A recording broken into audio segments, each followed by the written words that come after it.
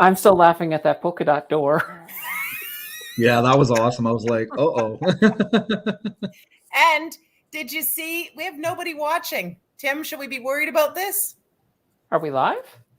Yeah, we're live. live. Yeah, Jason Spooner's here, MC Oh yeah, Paradise look, is there's here. a whole bunch of folk.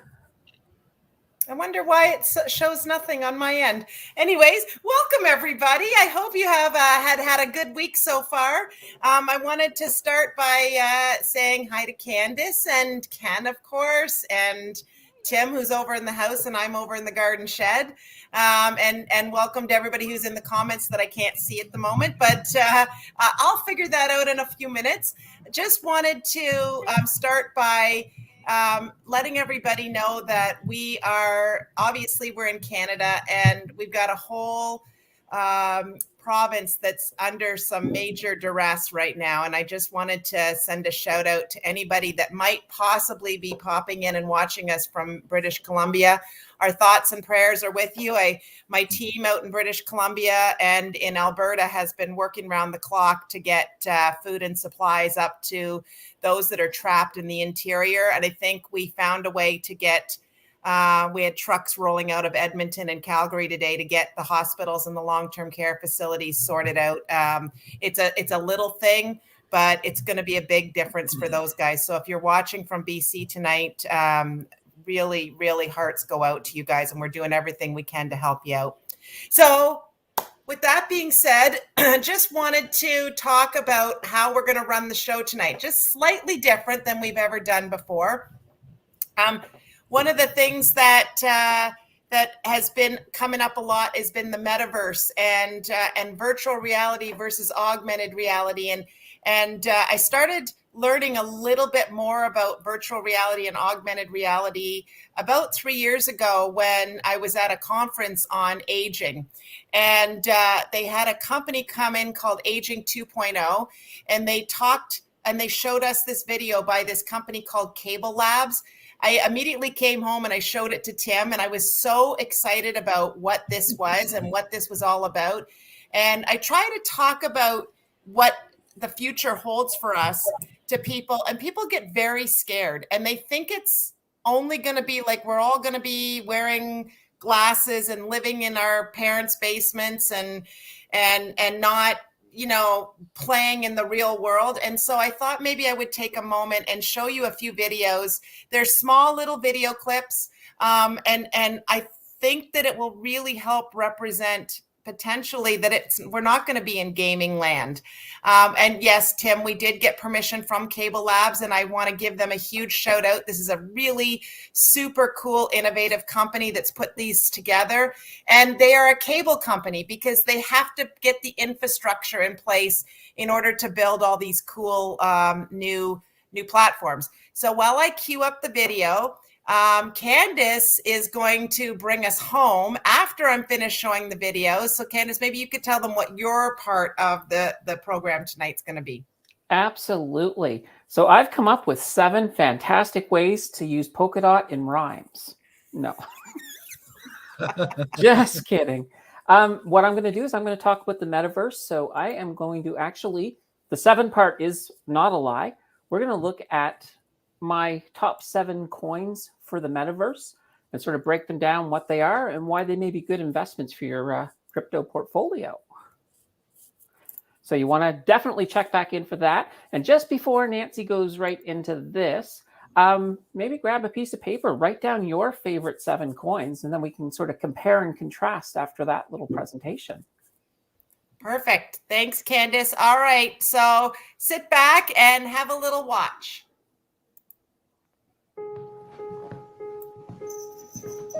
Come on, Cookie. I don't know how you're supposed to feel at 86, but I don't think I feel like I'm 86. Surprise! People make my world go round. I fear isolation and being cut off. If I am alone somewhere and I had no one to talk to, no one to share anything with, I bet you I would just dry up and blow away.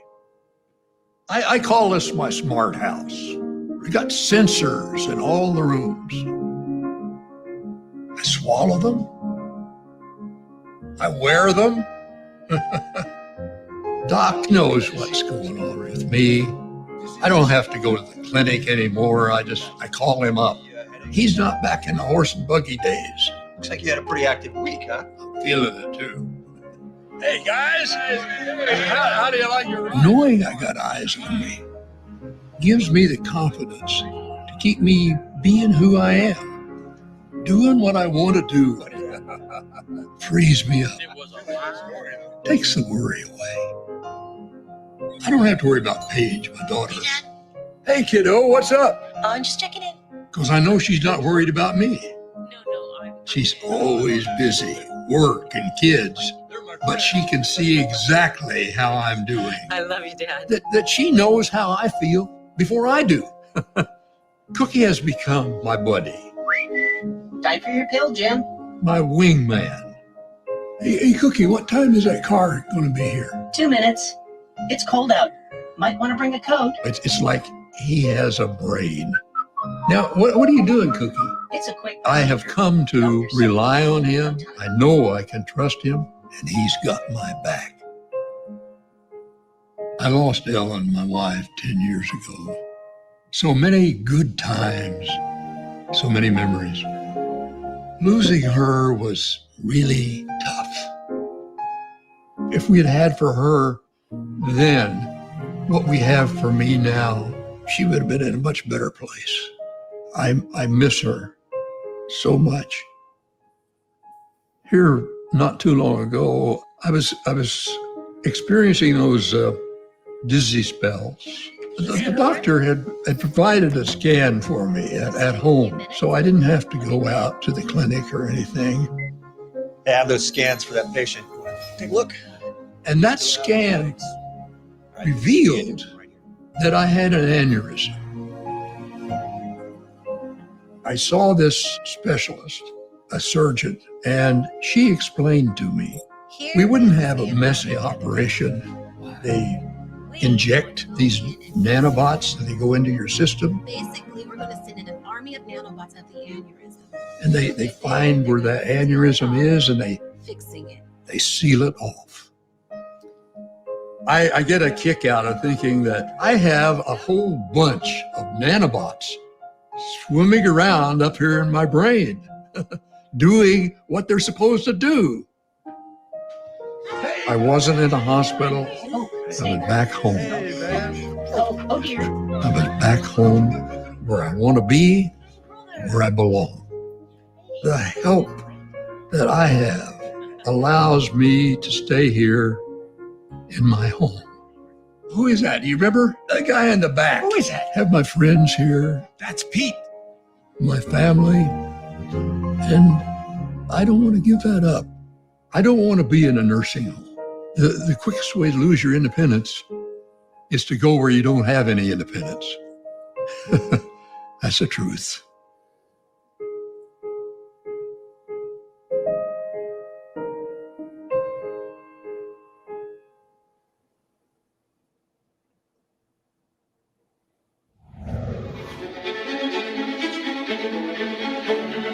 I'm Phil McKinney, the CEO here at CableLabs, and I want to introduce you to the technologies of the near future, a better place.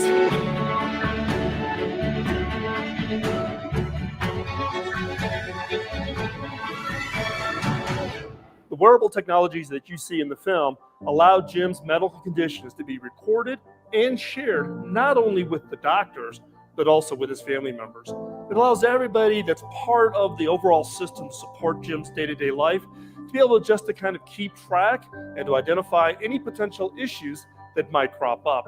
It also allows peace of mind for Jim to know that he doesn't have to think about how he feels. The doctors, the nurses, and all of the professionals that are supporting him have the ability to see all of that data. When we see Jim swallow the pill, that is part of the new technology we call smart medicine. That form of medicine allows for those sensors to be actually inside the body to take certain readings and report those readings out to both the medical professionals and to others.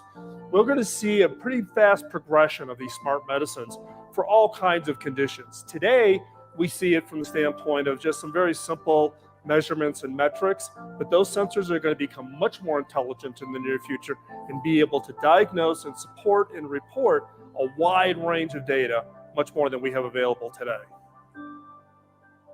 It's not that hard to believe that in the near future, we will be able to actually provide remote information to our doctors and collaborate with them from our homes.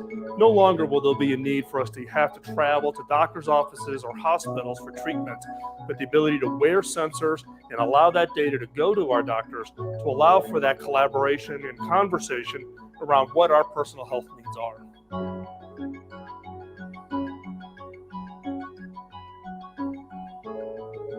We already know that we have sensors in our home and in our devices, but in this near future, we will see a plethora of devices, not only in our homes, but in our vehicles, and even amongst the smart cities. These sensors will be able to take all of the data that we generate and capture it, share it, and make it available to anybody that we would want to have access to it, including doctors, family, friends, that entire ecosystem that supports us aging in place. We all hate going into hospital facilities for testing, whether that be X-ray machines or MRIs or EEGs or even EKGs. In the near future, these devices will actually be able to come into our home. The benefit being that we can capture that data right there in the home and share it with our doctors. One of the additional benefits of this, however, is the reduction of stress, and therefore actually getting a better result from these new kinds of sensors and devices. Now, these sensors and devices will actually have significantly improved resolutions and capabilities to be able to diagnose in the home diseases such as Alzheimer's and even depression.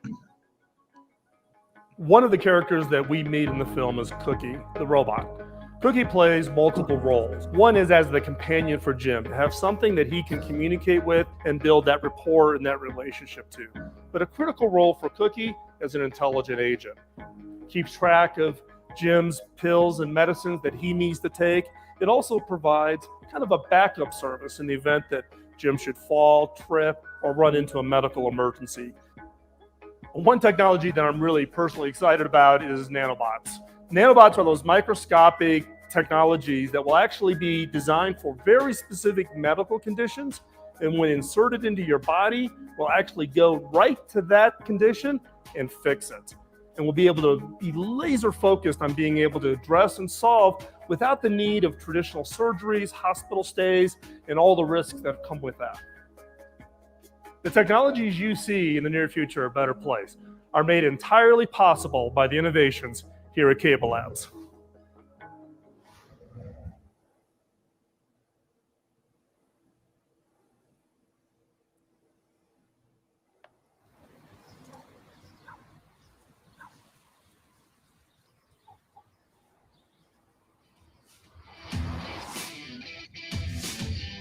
Eric, nice outfit. Would you lose a bet?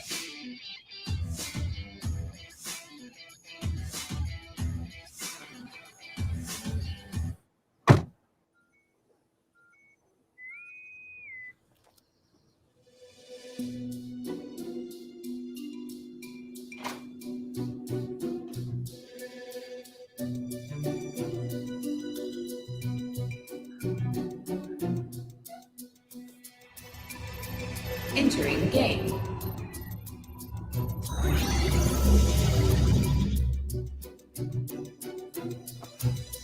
So guys, this is where I got to today. I mean, obviously we want to get it to the design team as quickly as possible. Yeah, agreed.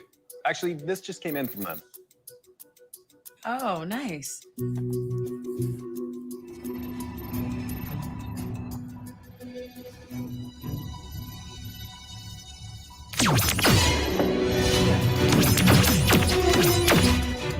Game on, buddy. So here's how the timing breaks down on this one. As you can see, things get a little bit difficult. Guys, do you mind, something's come up. Do you mind if I jump on the 9:30 call? Sure. Entering game. All right. This is my picture I made at school today. Oh, your goldfish. And what are their names? Elisa and Snoise. It started. Oh, remember the Entering game. The universe has a cosmic speed limit, the speed of light. No material object can travel faster than the speed of light. Not even you or Pause lesson. Entering game. Come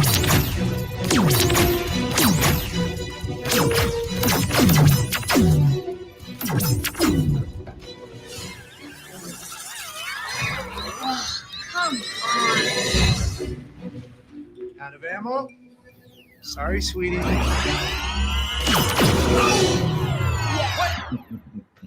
Who invited you? She's my secret weapon. Where did you hide? I was in between the wall and the couch. Good job. I would have. Anyone up for another game? New game begins in 3, 2, 1.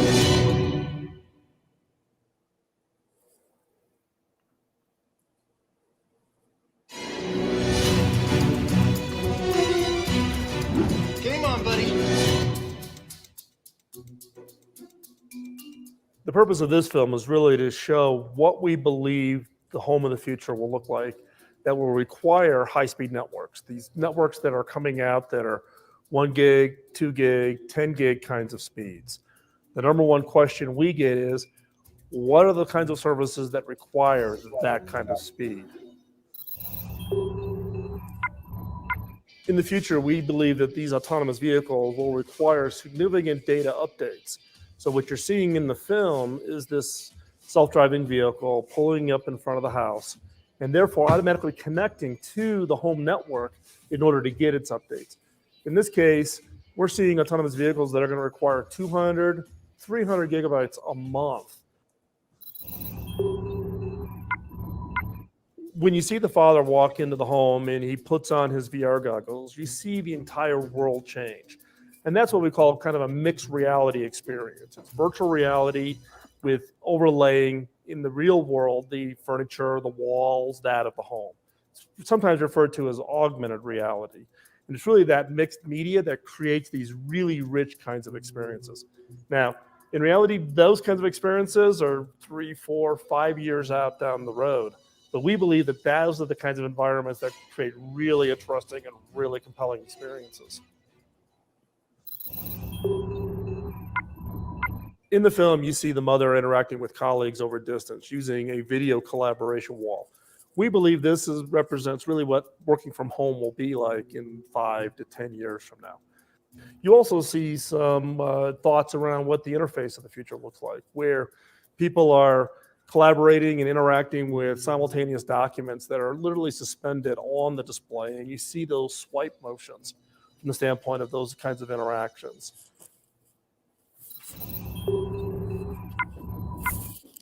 In the scene where you see the young girl interacting with her grandmother, that's what we call VR over distance. That is the case where the little girl's in her bedroom, the grandmother is in her apartment, yet they feel like they're in the exact same space. It's really around this whole concept of VR not just being confined to one person, one person's experience, but really allowing for these multi-user experiences and multi-user experiences where people operate multiple distances. In the scene where you see the holographic Einstein, it's representing what we think education in the future will look like. It's these kinds of rich media kinds of educational models. That's where the future of education is. Now, there's been a lot of work that's been done on holographics for quite some time.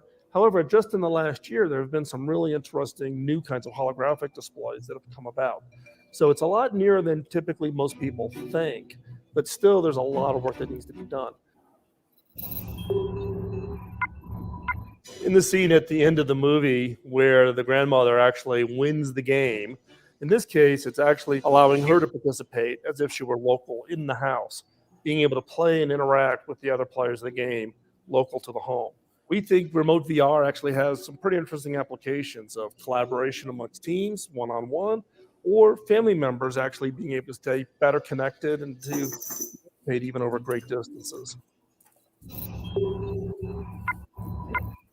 The fundamental element of everything that you're seeing in this film is high-speed networks, but it's not just about speed, it's about low latency.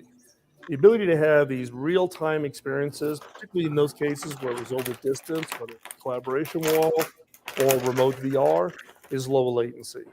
And it's not just latency, but also local near compute. So computing that allows for all of that VR world, those VR experiences to be calculated, to be rendered, and be displayed such that people over distances feel like they're all in the same environment. That becomes really the fundamental piece that allows for these kinds of technologies and experiences to exist. And for us, from the standpoint of the cable plant, we believe that we have the best technology for those creating those experiences to create those environments. New game begins in 3, 2, 1.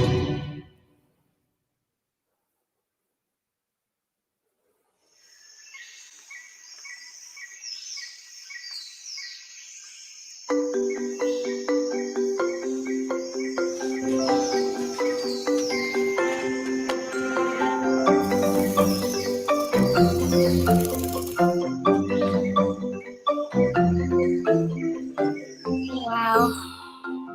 My school's awesome. We're always doing cool stuff like this. Like, did you know that dragonflies have been around for 300 million years? I just learned that. Whoa. Us kids have minds like sponges. We're just waiting to soak up everything around us. We're naturally curious and love to dive in and figure out how things work. After all, it's what we're best at. You know, a true sign of intelligence is not knowledge, but imagination. I didn't say that. Albert did. Follow me. Of course, you can't see imagination, but you can see what happens when it's let out. You can explore anywhere you want. It'll take you places you only ever dreamed of. And help you meet new people from all over the world. Where do you live? Like my best friend Alice. She's from Australia. I think it's pretty early there, so she's probably sleeping. Sydney, Australia is 19 hours ahead of San Francisco, California. Local time is 5:30 a.m. Thought so. Thanks, Dot. That was Dot, my AI assistant. We've all got one. They go everywhere with us, helping us learn and explore. Hey, Millie. I know you're busy, but your history project on Madame Curie is due in 17 hours. I'll remind you again later. Okay. I don't really know what I'd do without her. Where was I? Oh yeah, learning and exploring. Sometimes the answers aren't right there in front of you. You have to dig a little. Look at things in different ways. Because there's usually more than one way to solve a problem. Oh, wow. Yeah, it's a silly. And guess what? There will always be problems to be solved. Luckily, we're really good at that. My teacher, Mrs. Garcia, says it's good to take everything at your own speed.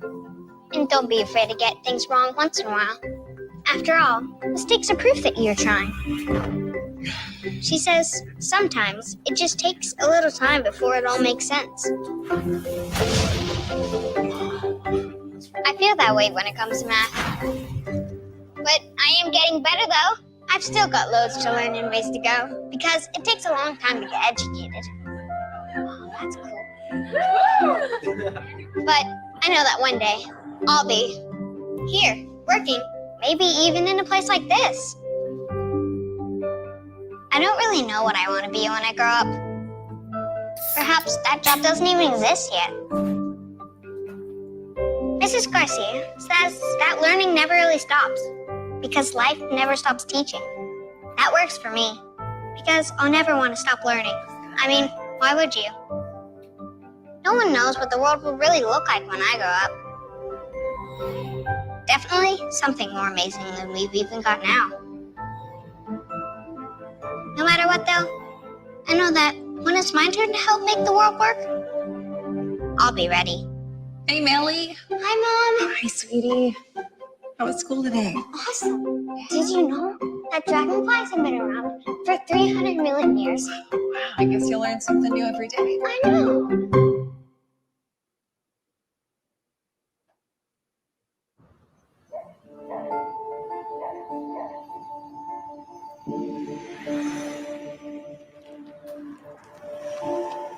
Could be the jet lag talking, but I'm ready for this, right? Nikki, you've got everything you need. Just go for it.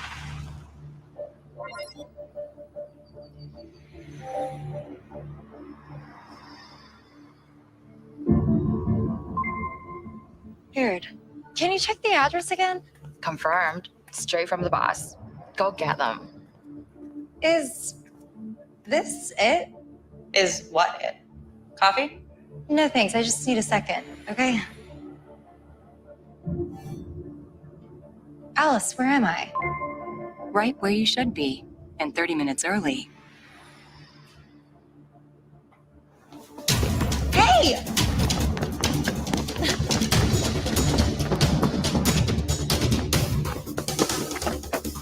Hey! Alice, get me a meeting with Devin and Maya ASAP. Destination? Follow that car. There are 17 vehicles in immediate The red proximity. one. Wait, why are you in a car? I lost the bag. Faster. The allowed speed limit is 25 miles per hour. What bag? Enjoy your ride. The prototype. It's gone. How gone? Is that a joke? It gets worse. The meeting with the boss, well, the location doesn't exist. What? Oh, stop here. Stick with me.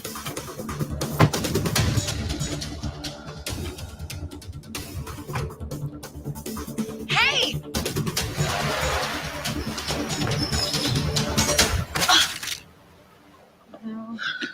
You okay?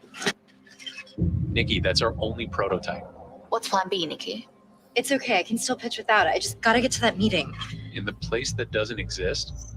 Yeah. Wait a minute, that's not one of ours. What's that? Hey, Alice. Can you get me a holo room? Get Jim. All booked. You're in suite 305. Take a left. You have a new message from the CEO. Play. Hey, it's Beth. I'm heading up to the 16th floor. See you there. Hey, guys. Hey, Jim. Hey, we're cutting it a bit close. Think you're gonna want to take a look at this.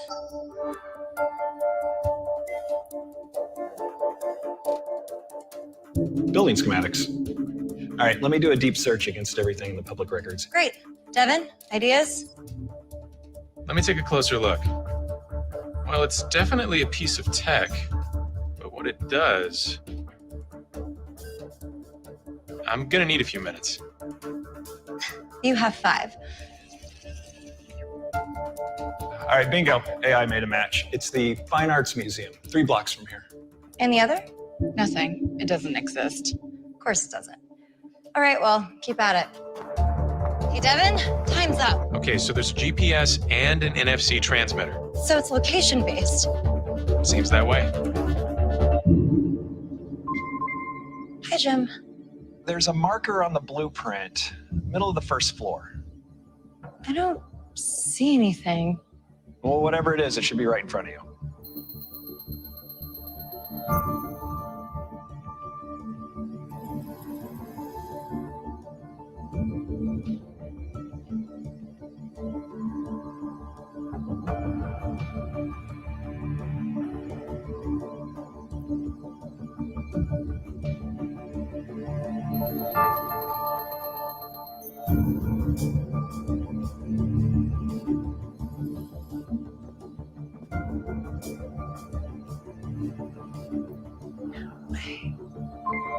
Hey, Nikki. I'm here. Are you close?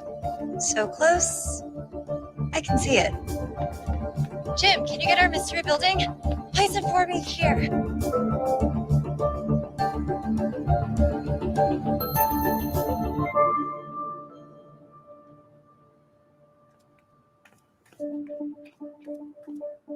Beth? Hi, Nikki. It's nice to finally meet you in person. I think this is yours. Oh, what's going on? So this was all just some kind of... Let's think of this as a kind of interview. An unorthodox one, but it does the trick. You should know. I put him through it, too. Hi, Jeremy. Hey. So no need for presentations today. I'd like to talk to you about a new project I'd like you to head up. I think it's right up your alley.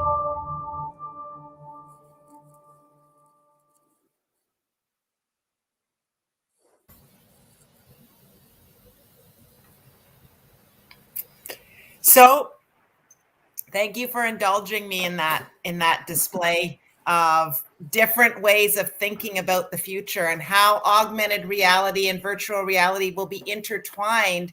And it's not just about the games, and those are fun. Like, I know in the summer we had Haas show us Decentraland, and we went through that whole world, and it was really cool and really unique. But this actually has real world use case analysis on how those technologies could be used. And so I'm just going to stop talking for a minute. I'm going to let you guys give some feedback and get some feedback from the viewers and see how they thought and what they felt about it when they saw those videos. Don't everybody talk at once. Well, the first thing I thought was, is this a commercial? But then I was pretty interested. Like, it kind of caught my attention. I only got in the last couple minutes, but yeah, I'm all ears because I only caught the last little bit. Well, you have to go back and watch the first ones after. Welcome to the stream, by the way. Candace, what'd you think? Oh, I thought they were interesting. A lot of what we saw, as people in the chat pointed out, are already here. We're just not using them to that extent yet, but it's around the corner. And I think the human malware event that we just came out of is going to really propel us in that direction more than we would have without it. Because as people start working from home and as virtual offices and not paying for, paying exorbitant rents when you can do it all virtually, it makes a lot of sense that this is going to get a huge push. And I imagine within 5 years, the workplace will look nothing like it looks today. Yeah. Ken, how about you?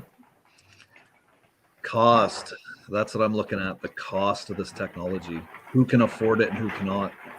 Well, you take a business, if they don't have to pay rent, they can then put that money into the equipment as a one-time cost. Yeah, but this is going to be something that's supposed to be spread around the world. So what do you say to the people in Africa that don't even have internet?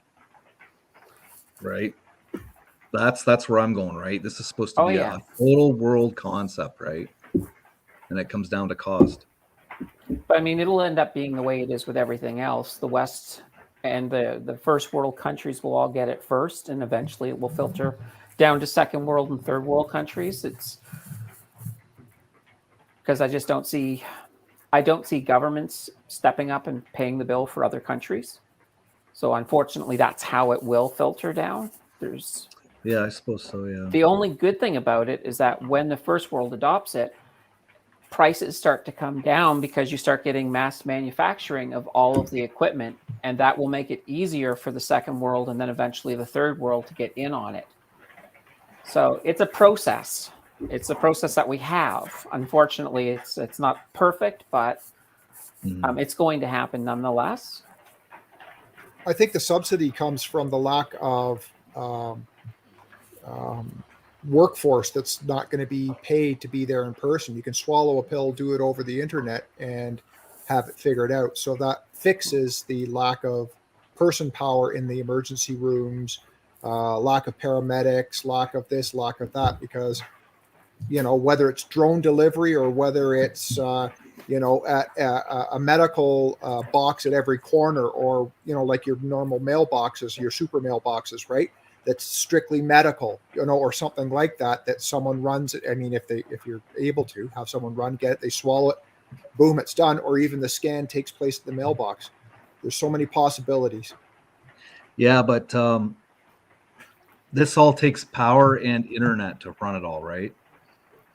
So what kind of world catastrophic things could happen if our power is down or our internet is down? What's going to happen then? What's going to happen to the people at home being treated medically? Right? All of a sudden, they're severed from the servers. But how are they going to get to the hospital anyway? And then when they get to the hospital, how's the technology going to work? We still have to use old school technology, though. You can't throw away something that still works. That would just be a waste. Yeah. Well, okay, can I ask you this? So when was the last time you needed to get an x-ray? Me? A while ago. So I had to get one 2 years ago, on my foot because I thought I'd fallen and broken my foot. And when I went there, they don't give you films anymore. Crypto Hick might know this. They don't give you films anymore. It just all of a sudden goes to the scan gets done and it goes to a monitor that's sitting in another room where the doctor comes in and opens the monitor now. They don't pull the films up at all anymore. So we're moving in this direction. Whether we like to believe it or not, it's coming, but it's all good conversation. And Ken, you're not wrong about all of these concerns and fears for sure. But what I found fascinating, especially when Metaverse, which is going to lead into the conversation that Candace is going to share with us in a minute, was it started to come together. All these crypto projects that we're all talking about, the NFTs, all the underlying things that this is being built, all the stuff we just saw, it's all being built in these crypto projects. And this is what the foundation is going to be. I mean, you said it yourself, Ken, the Theta network, the Theta token is going to power a lot of what's going on in the metaverse. The metaverse is just a version of what I just showed you. So with that said, Candace, do you want to share your screen? I can do that. Actually, it's already shared. Tim just has to pull it up. Oh, there we go. Okay, so I am going to talk a little bit about the metaverse. As I mentioned, we're going to get to my 7 coin picks for the metaverse. Some of your coins, some of your favorite coins are not going to be in the list. That's okay, because honestly, there's a lot of potential in a lot of coins. It was hard to sort of narrow it down to 7, but I'll explain why I chose the 7 once we get there. But to begin, let's first ask ourselves this question. What is the metaverse? So it's interesting. The actual word metaverse came from a book published in 1992 called Snow Crash. Basically, in the book, the metaverse was something you wore helmets, sort of virtual reality. So it's kind of pretty much like what we're heading towards now anyway. So that's interesting. Now, nobody really used the term again until recently. And of course, with Facebook, they rebranded it to Meta in 2021. Interestingly, if you watch the speeches at that event, the word metaverse is said something crazy like over 80 times. So it's just ridiculous how well they're trying to brand their way into it. The reality is, though, Facebook won't own the metaverse. They can't. The only way they could own it is to do what's called a walled garden, in which case you could only use it in Facebook, and that wouldn't really work. So it's going to be massive. It's going to sort of touch everything. So in very basic terms, what the metaverse is simply a shared virtual social space populated by us, and it will be in the form of avatars, which is kind of nice. One of the interesting things, too, about the avatars is, let's say you have a disability. So let's say, for example, you're confined to a wheelchair. In the metaverse, you'd be able to walk again. So there's a lot of really, really interesting things, and a lot of people whose lives are very limited will not be so limited in the metaverse. So there's a lot of really good stuff about it. One of the big things that's really cool about the metaverse as well is it's going to include virtual property, gaming, of course, massive NFT market, and a fully fleshed out virtual economy. If you think about some of these economies right now in gaming, like something like World of Warcraft, for example, the amount during the peak of World of Warcraft, the amount of actual gold that was in that game rivaled most smaller countries' gross national products. So we're talking about a lot of money moving around, and now we're moving into a situation where that's going to be coming in with the metaverse, and you're going to see gaming move in there, and you're going to see these monies that used to be worth nothing become worth something. And that's where a lot of the coins in the metaverse are going to experience their massive growth, from the simple fact that these are coins that are being used as fuel. They're being used to buy NFTs. They're being used to make money. All of that put together. So it's going to be really, really, really cool. Can I say really one more time? Probably, but it will be cool. So, top 7 metaverse coins. So these should be fun. This list is in, it's sort of, I think I'm looking at it in the form of potential of making money. And keep in mind, if your coin did not make the list, it still probably has a lot of potential. I could have easily done a top 25, to be honest. But that would have taken up the whole show, and we needed room for Cookie the robot. So the first one, Polka War. And believe it or not, this has nothing to do with Polkadot. I just want to put that out there. So Polka War, PWAR, it's a DeFi and NFT gaming platform. It allows you to create characters that you can then fight other players' characters. So that's pretty cool. So you're basically, it's almost like you're running your own fighting club in a way. There's a marketplace for buying and selling items. So if you have an item and then you get an upgraded item, you can sell your old item on the marketplace for for the tokens that you can then change into real money. So it's kind of a really neat thing. It can be assessed easily through MetaMask. So, and you'll find, whoa, where's my A? Okay, a misspelling there, but MetaMask. These tokens as well can be staked. So if you're not using them to buy equipment or to play, you can just sort of stake them and let them earn more tokens. So it's kind of a neat little thing. Like a lot of times when it comes to these gaming things, not everybody's into gaming. So knowing just how popular gaming is and how huge of a market it is, what's going to happen is, oh, little banner there was taking up half the screen. What's going to happen is that you can just buy these tokens and let them go up in value and then sell them. Sort of the same thing that you can do right now with most tokens. All right, so that's Polka War. And last thing about it, total supply of 100 million. So there's not going to be a lot of these. So there may be some value in there. And that's one of the reasons it just eked in at number 7 on the list. Okay. And these coins are available on Binance. So number 6, Blocktopia. Its ticker is Block, B-L-O-K. So the way Block is, it's a skyscraper world of 21 levels. They actually chose 21 levels so that they can sort of pay homage to the 21 million total Bitcoin that's available. So on these 21 levels, Blocktopians, they can earn via real estate. So you can buy and sell real estate. You can advertise on your real estate. So if you own real estate in the game, you can put ads up and you'll make money for putting ads up on your real estate. There's also games and networks that can be created within Blocktopia. There will be staking available to create an extra income stream. So this one's neat because you can actually have more than one income stream in it, which is kind of cool. Now this one is powered by Polygon, so Matic. Matic didn't make the list, but obviously if something is powered by Polygon or by Matic, then that's also by default a coin that is going to be important as well down the road. They also have incubation and launchpad service. It's called BlockPad.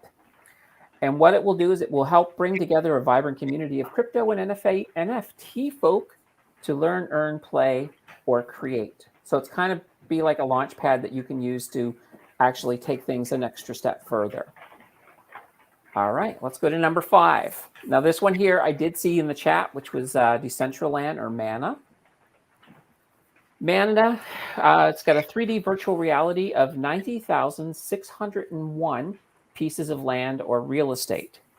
Now, interestingly enough, this is built on Ethereum blockchain, and it has already seen massive growth. So a parcel of land, it was $20 to buy a parcel of land back in 2017. Some of these parcels are now going for about $100,000. So this has had a huge amount of growth. People have made a lot of money. It has done a lot of pumping. It is a good long-term investment, but, and here's the big but, in the short term, it's already had a lot of pumping. It may not be pumping that much right now. So it may not be the best if you're looking for a short-term win. But I think if you're looking for a good long-term investment, then Mana is definitely a coin for you. if we hadn't already seen so much pumping already in this, it probably would have made it a little higher on the list, to be honest. All right, number 4, Axie Infinity, AXS. I think somebody mentioned Affinity in the chat. So this one is interesting. It is an NFT game using Axie and AXS. So that stands for Axie Infinity Shards. It's its main currency. So in this, it's kind of reminded me, when I was researching this, it reminded me a lot of our friends' horses, because you can collect, breed, raise, battle, and trade creatures called Axies in this game. So you're going to be able, you know, in battling, of course, you're going to win tokens. You can trade creatures. If you breed, you can breed and trade, very much like with the horses. So it's kind of along that same vein. There's also, and they just recently added this about a year ago, virtual land within the game. So that as well is something that you can purchase, you can sell. So it's kind of interesting. Now, the interesting thing about this is that the earned tokens can only be cashed out every 14 days. They've got like a 14-day cycle on cashing out your tokens. So that to me is a little bit, that's the one little downside, because I don't like being limited to when I can cash out my money. But here's another interesting thing. Mark Cuban has actually invested in Sky Mavis. Sky Mavis is the company that owns Axie Infinity.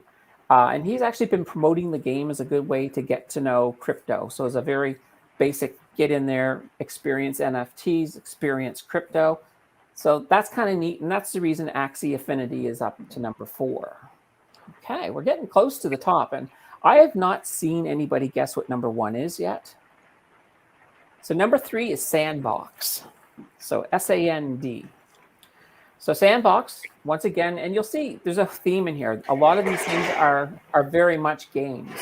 So this is a virtual world where you can build, own, and earn during your gaming experience. It's once again, it's also built on the Ethereum blockchain.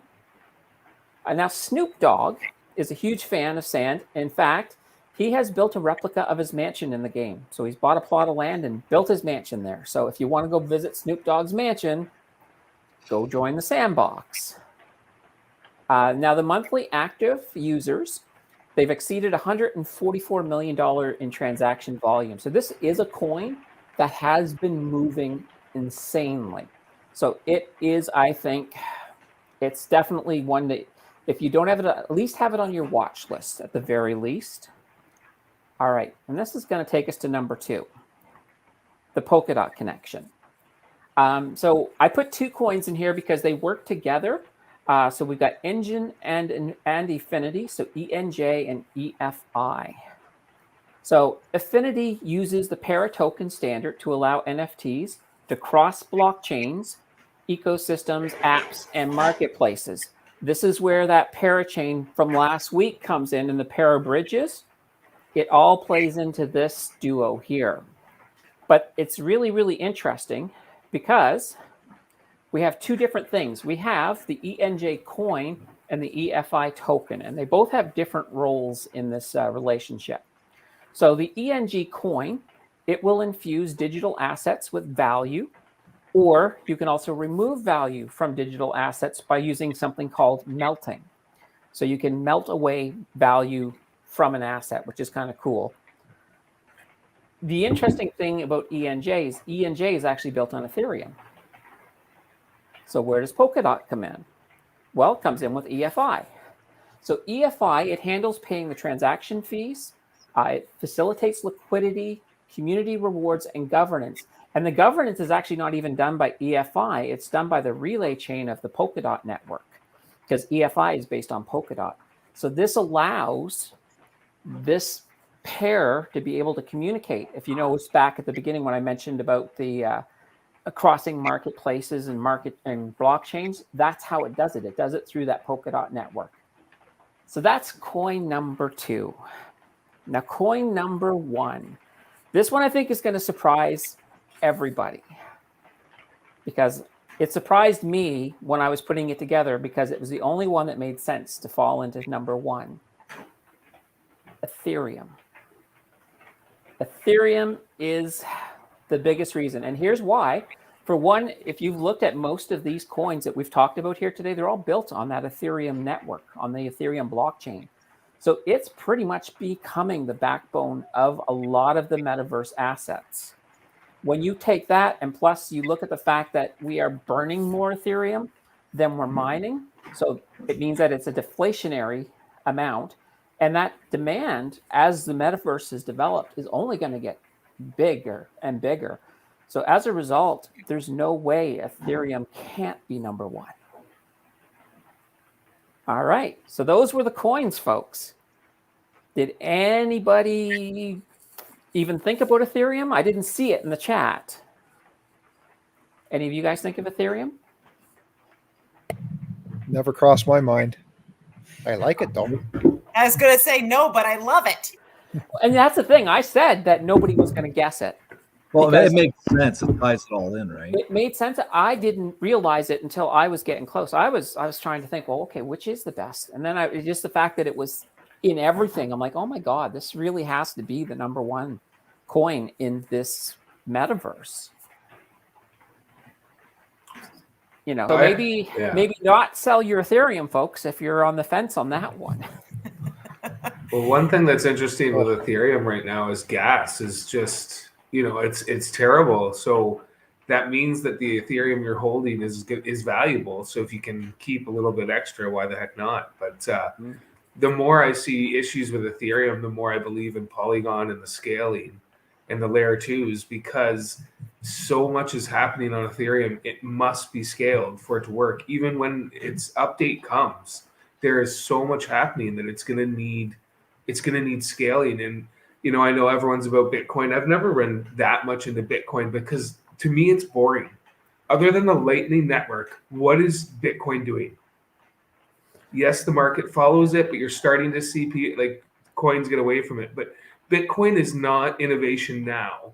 And that's why I really do see difficulty in the long-term future of Bitcoin, because in technology, if you're old and not growing and diversifying, which they are trying to do, you are in the Stone Age and you're gone. And technology moves in a heartbeat.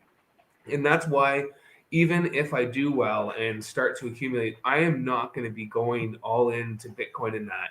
Bitcoin will be a very small part of my portfolio because I really don't see how it's going to give me more long-term than so many other plays right now. And I know I've never had any kind of real love for Bitcoin. And I know that my tutor or my mentor is not a huge Bitcoin guy, and Tim, but I just think that so much is happening with ETH that you can't deny that everything is going through ETH to make products work and so on. The only thing that's happening with Bitcoin is people are holding it for value or maybe doing a little transaction with it. But, you know, the creative process, all these creative people are going to ETH, to these other layer 1s and layer 2s. And that's my personal opinion, but I don't see how Bitcoin is going to maintain everyone's interest for 10 more years. Well, one of the interesting things I think right now is that Bitcoin is having, let's just face it, Bitcoin is having a little bit of a horrible, you know, pattern. It hasn't really been doing very well, and it's been sort of underperforming. And there's a few issues. I know China finally came out again and pretty much said, oh, Bitcoin mining is dangerous. And in addition to that, we've got that law, the infrastructure law being passed, and that seems to also be suppressing Bitcoin a bit. So it's interesting. I'm still bullish on Bitcoin overall, and I think it's a very good long term. But Bitcoin can't seem to catch a break. So I know today I have this little system. For me, green alert means it stays in my wallet, my hardware wallet, so it's fine. Today, I did move Bitcoin to a yellow alert, meaning that it's not in my wallet anymore. I've now moved it over to ShakePay so that if the market decides to do something absolutely crazy, I can then have that liquidity to move it very fast if I need to. Because if it's going to drop, like if it's safe, if it is going to drop down to 40, I'm going to be able to move that the second I see the sign of that happening, just move it over into cash and then buy back at 40. I'll end up with a lot more Bitcoin. I did, though, also, just to go with the metaverse, I did take a couple $100 at least. And put those into my initial investments into ENJ. So, Ah. yeah, well, you know, put the money where the mouth is. No kidding. Welcome, Ryan. Hey guys. We thought you'd want to join in and talk about VR and AR, and Candace did an awesome job on the presentation on those coins. I wrote them all down. They're all in my watch list. I'm all good. But I thought we need to spark up the conversation on the VR and AR. Sorry. I was just going to clarify. This is actually water, because it kind of looks like I'm drinking beer. It's sparkling water. Drink away. I'm drinking beer. Drinking tea. I'm only interested in maybe just because I don't know enough about it, and quite honestly, I think with the videos that we just saw, way more interested in the gaming video that I saw, obviously, as opposed to the thing that I don't want to think about for the next 50 years. But the gaming thing, though, is pretty awesome. I already know that, for instance, in the Chinook Center here in Calgary, they already have these, they've rented out stores, I guess, but they kind of have like quadrants where you can go in. It's a dark room completely, and you put on your Oracle and you can kind of do your VR games now. It's pretty freaking sweet. I've done it once, but to do it in your house is going to be on a totally different level. But and then I heard Neil was saying, oh, people don't have internet and yada, yada, yada. But at the end of the day, like, I don't think that that's going to really matter at all at the end of the day, just because, well, at the end of the day, how many people in this room play Battlefield 4? I would say 0, right? Because every time I go on to Battlefield, there's a million people playing. So regardless if you have internet, don't have it, I think the metaverse is just going to expand as more people get into it, but I think it's always going to be busy. But I'm not really thinking about the lack of internet or anything like that. Today I had a lack of internet and I used my car booster to charge my cell phone like a friggin' idiot. But so I can obviously tell that. You did what to boost who? I didn't have any, my power was out between like 7 in the morning and about 5 p.m. Eastern. And my phone was dying. I had nothing. I had no way to charge this. My laptops are dead, like everything, right? So I got my car booster. Screw it. Biggest battery I ever seen in my life, but charged me all day. So I was happy. Good Lord. How the heck did you do that? Like, I just plugged my USB into the booster pack. Okay. It's a newer booster I pack. get it. Okay, what are you guys thinking? I'm like, yeah, no. I think they plug you under the hood. Yeah, exactly. She's got you holding the two cables defibrillating your phone. That's an NFT. Right? Yes, it is an NFT, and they will create that. And Eddie's in the background like this. Oh, gosh. He's passed out right now. Gosh. Well, I think it's really super interesting still, and maybe we'll see how Ken or Neil's, how are the ponies doing? Well, I posted on Twitter earlier on the weekend that I have a problem because I did buy 2 more. I saw that, dude. That was awesome. I bought another Genesis Ultra Rare coat color, and then I bought another one for the next level breeding stock. It's, I've got a problem. So the prices are just they're coming down. This last one is another ultra rare, so it's a slate gray, and it's got the highest rareness. So when you put it into the breeding category or calculator with coats, it's just got a lot of benefits for it. It had a pretty good racing run. So, and its name was My Bad, or is My Bad, because I can't change names. Actually, when I came out here, I just got a notification that I sold my my rare space pizza truck that I got in a drop last week. So that was an easy 15x. For that, I got a comic yesterday. I sold it about an hour later. So I'm hustling right now. I feel like it's a pretty good time to be out there, and I'm probably going to breed a horse for the Z Run, and then I bought a couple unraced horses a few weeks ago that I'm going to test out for the new tournament that started last night. So, I'm just participating in a lot of. I'm getting much more involved in Discord because I'm working towards whitelists. If you see I'm casting spells and stuff on my Twitter, I found this really interesting project called Wizard NFT. And it is the way I've kind of I'm still digging into it and learning more about it. It's completely community driven, so there's not major influencers. It's someone from Zedrun that's decided to do it. And what they do is they're going to be purchasing sets of NFTs or pieces of art, digital art, and putting them in 3 different vaults. One will be high risk or early projects. One will be medium, and one will be like blue chip. So that'd be your Bored Ape Yacht Club. Things like that. And what you would do is if you stake your NFT, which is a wizard or a female wizard, or I believe, or a witch, I guess, you automatically would be earning orbs, which go towards those vaults. So it's something that I'm really interested in. I think long-term it has a lot of potential because they're going to be acquiring digital art and NFTs. And the way I've just kind of been looking at it, I'm very much into art. I've been into art since my late teens, early 20s. You know, I don't own any originals in that, but the way I'm looking at it is it's a new genre, but it's also a new medium of art. So to be getting in on something like this from the ground floor, they've got lots of connections. They're going to try and work with projects. This could be really lucrative, and I'm going to try and grab as many as I can and stake them, because as soon as you stake them, 0.02 of your ETH goes into acquiring more pieces to go into the vaults.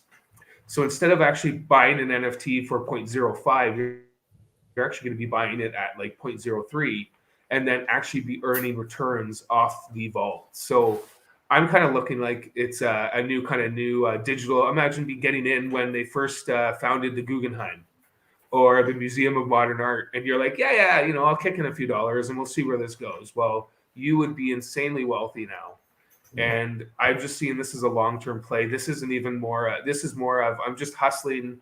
I'm a level 0 wizard. I'm trying to get up to level 5 so that I get onto the whitelist, and then I'm gonna go from there. But I'm just I'm diving down holes. Looking at picking up a little bit more Kitty.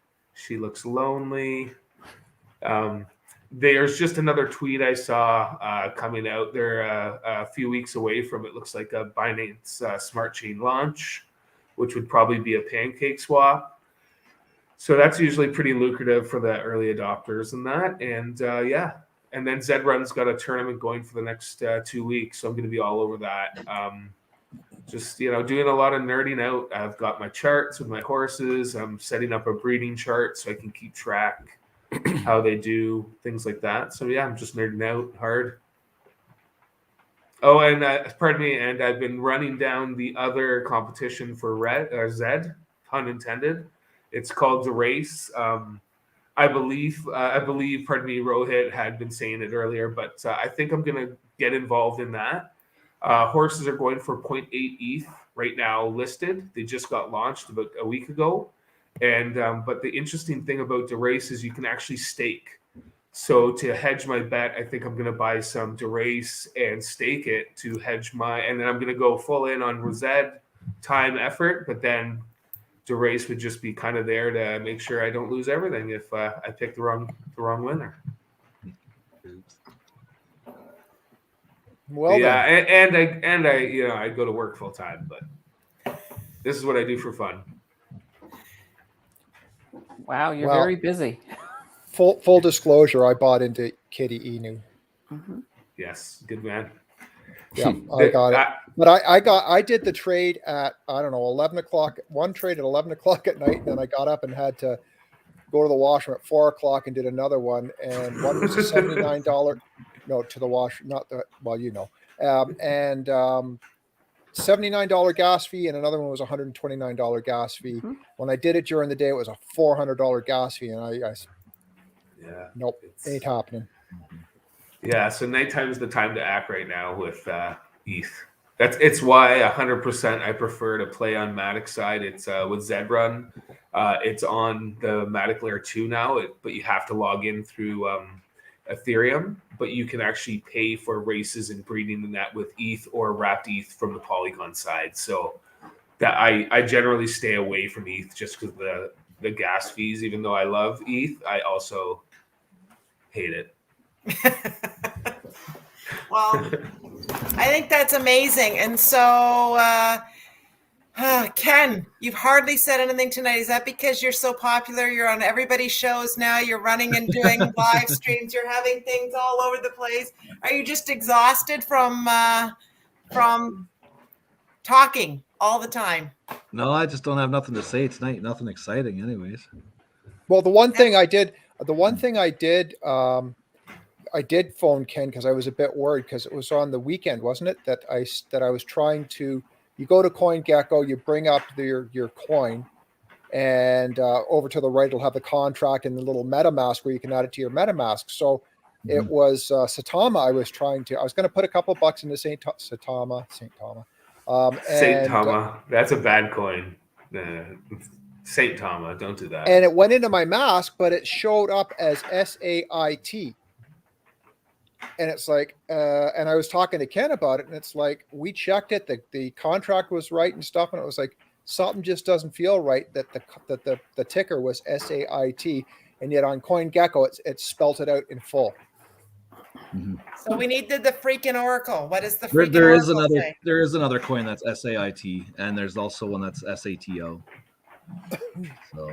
So what is your coin? Satama, SAITAMA. So not SAIT. Well, that's what CoinGecko was showing it for some reason as that. But when I even looked and it was saying that, but then when I checked CoinGecko on my phone, it was saying Satama. But I double checked the contract address, and that was the contract address for Satama. So really, I'm not sure what was going on with it. Hey, it's just like Dex Tools, man. Satama went to 0 the other day, and I took a screenshot, and then I started posting it around. And everybody's like rejecting it. They're like, "No, that didn't happen. That didn't happen." And then I looked again, and it's disappeared. It's not even listed on Dex Tools. I'm like, "What the hell?" See, that's why I want to have some money in USDC on some exchange that I hit some stupid amount of money. That if that remember it happened to Bitcoin. Yeah, it had that. So you put some stupid amount of money in it. You just put a reserve over there, and if any one of these coins ever does that again, it's like I'm gold. Well, it took so long for Uniswap to load on my phone, so by the time I got it loaded, I was just like, "Shit, I missed it." It was like literally 5 seconds. It was down and it flashed back up. But there's no record of it. There's no record on Dex Tools now of it. So I don't know. It could have been it could have been like a glitch with their chart. I'm not sure. I've asked some people to look into it, and they all just get back and laugh at me. And I'm like, oh, okay, well, whatever. That's amazing. Okay, so Tim, you didn't buy us any of that SAIT. You stopped yourself? No, I used your money. That's the best way. Can we? No, I did not. I full stop. I did not. I went and I bought the wrapped ETH and everything, and it was like, I just said to Ken, I'm getting a bad feeling about it. I understand the contracts are the same, but I'm not dropping. It was just $300, but I'm still not doing $300. Yeah. Right. So. No, you gotta be sure. You don't want $300 is some other coin that already pumped and everybody's already gotten out of it. That's just not nice. Yeah. So can I ask, Candace, you had alluded to this a little bit, and I don't want to go down a bad rabbit hole, but Bitcoin, it has stalled out a little bit. It's not, it doesn't necessarily mean it's going to just stop here. It's probably still got to take a run up. But in your opinion, what do you think is happening? Oh, I think there's just a whole bunch of things going on here. I mean, first of all, when we hit the new all-time high last week, people sell. That's a normal reaction. You hit an all-time high, you sell. So people sold, that pushed it back down, and then people who didn't sell started to panic a little bit. Then, between China saying, "Oh, Bitcoin mining is dangerous," and that bill, it's kept it suppressed. And people, I think there are some people that are panicking. I know people who have sold because they're just like, "Oh my God, it's going to fall again." And I don't think we're there yet. I think we've definitely guaranteed that Plan B is going to have to change their whole model. But I'm still bullish on it. I still think it's going to recover, and it's going to probably have a good December. How far do you think it's going to go before it actually falls again, like it did there? It's testing a support level now. Yeah, I'm thinking it's probably going to make it early into the new year. I think January we might, at that point, definitely want to be sort of watching, because if you want to make any moves to try to get some more Bitcoin, because if it does decide to drop, it's not going to go all the way down to 30,000. I'm still convinced that it's probably going to bottom out at about 40,000 the next time it has its bad move. So about but 15-20%. Yeah, about that. I Now, think what. Go ahead. Keep in mind too that because we don't have a ton of adoption yet for Bitcoin, that all it takes is a couple of really big, heavy-hitting institutions to jump in on Bitcoin, and that can change everything. So it's very, very prone to black swan events. I think it also has to do what I've learned since I've got into this, and that makes me feel better about decisions to stay still and not move, is I have learned that the retail market affects the price of a coin when they freak out, and all the FUD from the influencers or the FOMO from the influencers, either way. Absolutely. But and once I think those three things combined affects people's judgments. And it's the people like that are in this community and that are on this panel right now that say, don't look sideways, put the blinders on, that fare the best. Natural Canadian is saying Plan B is maintaining his prediction for 98K for November, though. And many people are clowning him on Twitter about this. So, well, you know what? It's still possible. I don't think it's going to happen, but that would be a massive injection. I would like to see it happen. But I just don't think it's going to happen. I think he may have to sort of see if there's any way he can wiggle his numbers a bit. He's got 2 weeks. Well, but here's the thing with Bitcoin as well. Once we get more institutional adoption, it's going to lessen the power that the retail investors have, because they're going to be a smaller percentage. So they won't be able to cause their FOMO and their FUD's not going to cause massive, massive spikes. It'll cause spikes, but it'll create stability. But there's where we have our double-edged sword. A lot of someone's vacuum's doing something. Who's vacuuming? Is that you, Ryan? Are you vacuuming? Nope. You'd have to get your car battery out to plug your vacuum in. I could just see you carrying your vacuum and your car power battery. Wow, you're vacuuming. That really sucked. Anyway, and it's sucking again. The suckage continues, and not. But as I was saying, once we get a bit of the double-edged sword, is that a lot of times the institutions, they don't want to get in for a couple of reasons. One is there's not enough regulation in their opinion. The other is the volatility. Even though they're the cure for the volatility, they see the volatility as it is right now. And some of them are like, well, I don't know if we want to, throw the bank at that yet. I think they should, but it's going to take, I think, a little bit. And as Jason was saying, the rejected ETF didn't help. If we could get a spot ETF, then we could definitely. I think I'm blaming Ken. I think that sounds like Ken's wife is vacuuming. It's not. I'm muted. Oh, not me. Okay, then that is really, really weird. Tim, you must be muted because. Is that better now? Yeah. Oh. Well, okay. We watched the Bitcoin backer. That's the name of that guy we watch, right, Tim?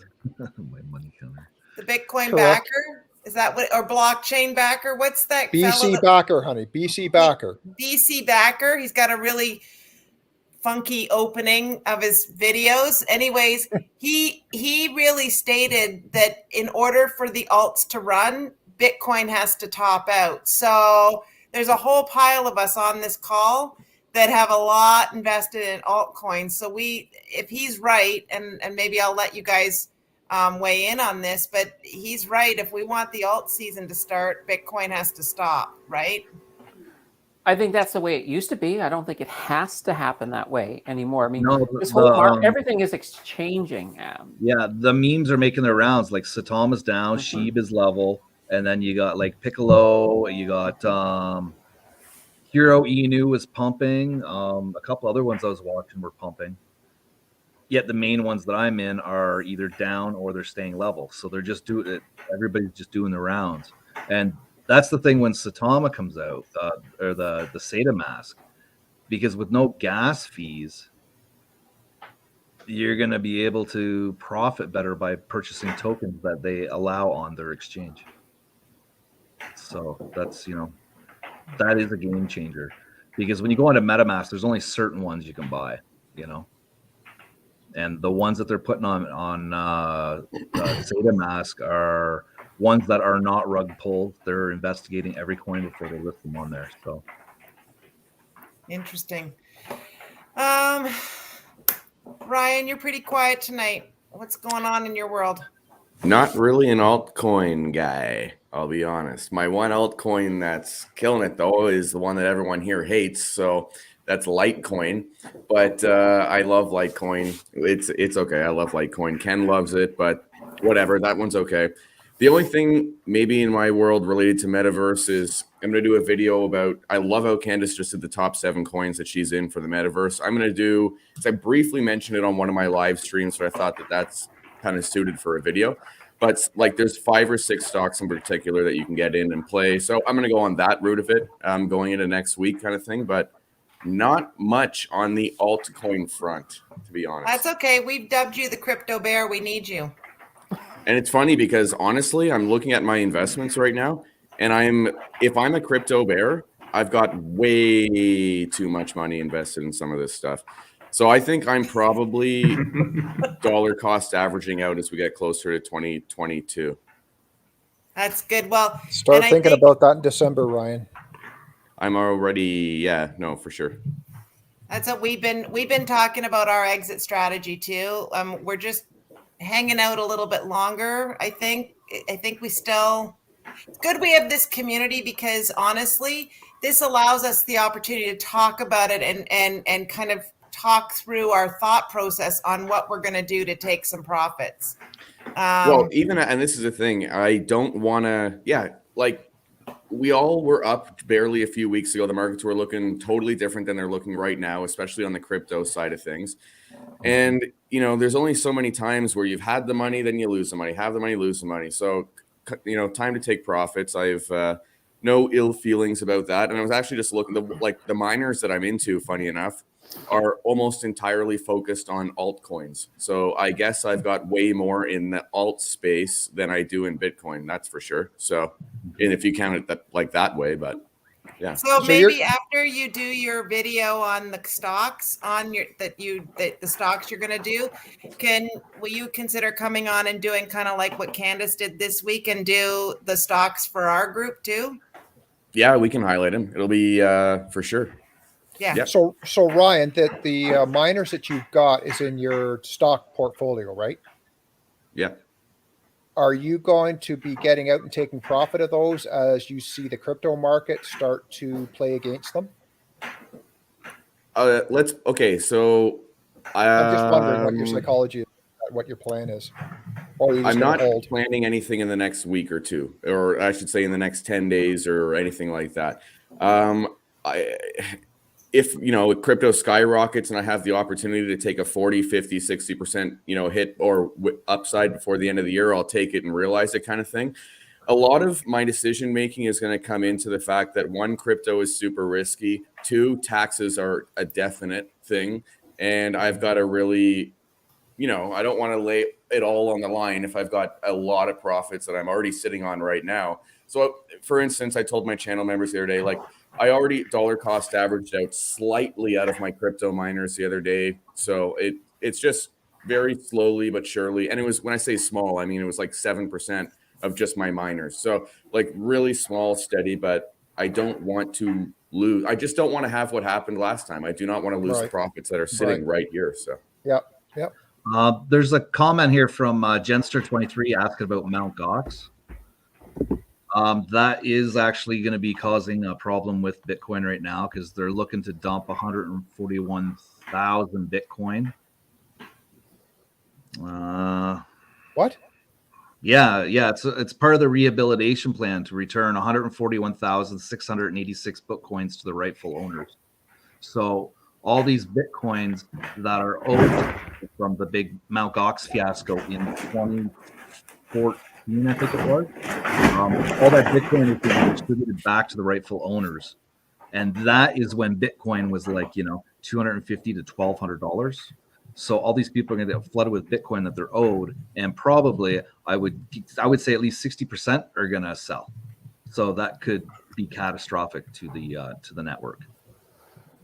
And when's that supposed to happen? Soon. They're just finishing up here, apparently. Oh, goody. Sweet. 8.5 billion in Bitcoin. Well, there's our black swan, just not in the right direction. Yeah, and it was in 2014, because I remember when it shut down, there was a huge conspiracy about it, that it was people that were working inside that were actually stealing from the cold wallets. But it turns out it wasn't that. It was the CEO or something like that. Another CEO getting in there and stealing people's Bitcoin. So Mt. Gox. Everybody Google that and have a good read about it.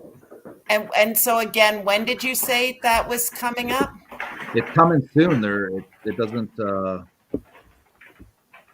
it's 114,000 coins, you said? 141,686 coins. So it's that's a lot of money now. So like $7 billion American-ish, give or take. Yeah. Do you not think that 8.5? Okay, yeah. So do you not think with that amount it doesn't seem that much given the size of the crypto whales out there, would it not be just eaten up in seconds by the likes of Michael Saylor, for instance, or the Winklevoss boys or whatever? I don't know. I don't know. What does their payroll say? Can they afford it? That's the thing. For instance, Michael Saylor. The fact that it all depends, because that's a big dump, and it depends on how long it's going to take to chew that back. So if 60% dump, that's going to take a little bit of time, depending on how far Bitcoin drops, to chew it back up. Or you can think like somebody dropping 12 ETH and then it gets eaten up by the community within a minute, like they were doing with Futama. Or maybe people are going to take their money out of Bitcoin and keep it in the crypto space and go all to alts. They could, but that would be at least 60% moved though out of Bitcoin. So I can't see that happening. I shouldn't say that. Well, you got to think about it, right? 2014, that was $250 a coin. All of a sudden, you're a millionaire. You can only be a millionaire if you change that Bitcoin into fiat, right? And then the government takes more than half in taxes and so on and so forth. Yeah, but a lot of this money is overseas. It's overseas people, because that was an exchange, I believe, in Tokyo. So. Well, I'm pretty sure their government must tax them too. Can't just be the Canadian government. I don't know. I don't know who all owns it. This is 2014. This is back when before dark web is found out and everything. So who knows who those coins actually belong to? Well, this is a mystery. I just wish my account was there with the 12 or 14 that I lost, because I'd be getting it back. But gosh, could you imagine that, Ryan? Could you imagine all of a sudden you thought you'd lost everything and then you got dumped in a whole bunch of coins? If I woke up and there were 12 Bitcoin, I'm telling you flat out, I'm going to take a break from YouTube for 2 weeks. I'm going partying. I don't know. I would be doing, if there were 12 Bitcoin in my account tomorrow, I would be definitely going on vacation. Yeah. Well, speaking of that note, I wanted to kind of talk to everybody and remind everybody that we are going to be having our first ever Crypto Night in Canada virtual networking event on Wednesday, December 1st. So that's not next week, but the following week, I believe. Next week is leading into American Thanksgiving, and then the following week is December 2nd. Dun, dun, dun, dun.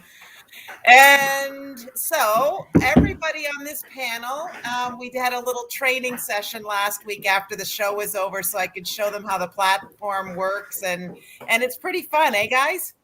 It's pretty good. Very cool.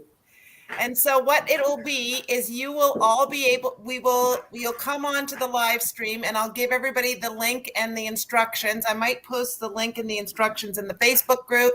And we will, I'll figure out how to do, how to get you guys what you need. But you're just, all you do is click on the link and you go into the app, and then you can move yourself around and connect with us individually and have chats and have live conversations, and we can meet face to face. I'm not sure how everybody feels about this, but it was so much fun when we did it ourselves. And it's a good tool to add to us to use with everybody. For the community, it's a great tool. Yeah, so hope you guys will join us, and on December 1st, live stream, and then coming into our chit chat. Anyways, if anybody's got any other questions, I think we'll probably wrap it up in the next 4 minutes. Anybody got anything exciting happening this week? Friday, I'll go live again, since you guys seem to like it. You'll be able to rock out with your socks off. Well, that was pretty fun. Do you know what? We've got to invite Nays. Do you think Nays will come to our networking event? I think he would. I really do. I will put it in his ear. That's what it looks like, folks. So that's what the platform looks like for the virtual networking event. So you can see, I can move myself around here, so you go in the circle, it's kind of like, what's that game called? Anyway. I don't know. One of them. Oh, look who it is. Get out. Oh, look. Okay, put the faces together and show them what happened. See? Then. So you can go into the. Okay, Ken, you're gonna have to put yourself on mute. Yeah, give me a second here. So what you have to do is you have to go into the room for Bitcoin or for Ethereum or for NFTs or over here for the doggy or what. Sorry, that's Ryan, nickel and dime. So that would be where Ryan may be hanging out, and you can drag over and say, and have a conversation. I'm going to be floating the whole space, just an FYI. I'm floating around all the rooms. There you go. This is cool. Yeah. Just to let you know, there are hors d'oeuvres in every room. There are hors d'oeuvres. How are we going to get hors d'oeuvres to everybody? You see, we call it networking. Ryan calls it tag. Oh, tag. That's it. We'll be chasing Ryan around. Where's Ryan? It's like the little Where's Ryan? Where's Ryan? Well, right now you've blocked him out with the bloody banner. Oh, sorry. Jesus. That's okay. Where's the banner? Golly, how rude. There you go. So we'll remind everybody next week about this. And we just really are hoping you feel courageous enough to join us and let us see. But what you're going to have to do is, like Moonbright, for instance, is going to have to type in his name as Moonbright, or we're not going to know. If he comes in as True. Derek, we're not going to know who you are. You're going to have to use your handle, your YouTube handle. Otherwise, we won't know who it is. Very true. There like Panda, he could come in and be a lawyer. We'd never know. No idea. No idea. We'll never know. We will never know. This will be so much fun to see if we can. And it's sort of like a pre-celebration for Ryan's 1 year, leading up into Ryan's 1 year anniversary of running his YouTube channel. We get to celebrate him live, and I know you got a show coming up to talk about your 1 year anniversary. Yeah, on the 12th. That'll be fun. Yeah. Anyways, well, this has been fun, guys. Thank you so much for sticking it out with us yet again, and all of our fun folks in the comments. You guys are an amazing, awesome group. And just before we jump off, Neil, are you going to take your headphones off so we can see your haircut? No, there's no haircut. Not a haircut. It's in a pony. Oh! It goes with the horse theme, pony. It was raining really hard up where I live, so that's why I put these on, because you could definitely hear it out in the barn. Candace, you had something there? Just one last thing. So after I finish this here tonight, I'm going to be doing an interview with Frankie McDonald, which is going to be on my channel tomorrow. So if those of you who know who Frankie McDonald is, he's basically an autistic weather guy who's very, very humorous. So I'm literally looking forward to this interview. I think it's going to be a blast. So that's going to be on. Also, this Saturday on the Saturday night live stream, we're going to have Nate Palmatier on the show talking all about spam. So you don't want to miss that one. And last but not least, on December 25th, I am doing a live stream. On that live stream, I know not many people will actually be able to show up, but what I'm hoping to do is get as many people in the community as possible to just do a quick little 1-2 minute Merry Christmas, Happy Holidays to just to the community, so that I can sort of play a whole bunch of those all throughout that live stream. So you get lots of time to think about it. If that's something you feel like you want to do, let me know. We'll make that happen, because the more people, the better. I think it could be a really, really cool show for Christmas. Oh, that's awesome. That's awesome. I listen, we're not that exciting. Tim and I will probably join you. Okay. Well, there we go. You guys Tim could come dressed as Santa Claus. You get no vote, Tim. No vote whatsoever, Tim. No. Anyways, thank you all so much. We look forward to next Wednesday night on Crypto Night in Canada. Dun dun dun dun. Night, everybody. Bye, guys.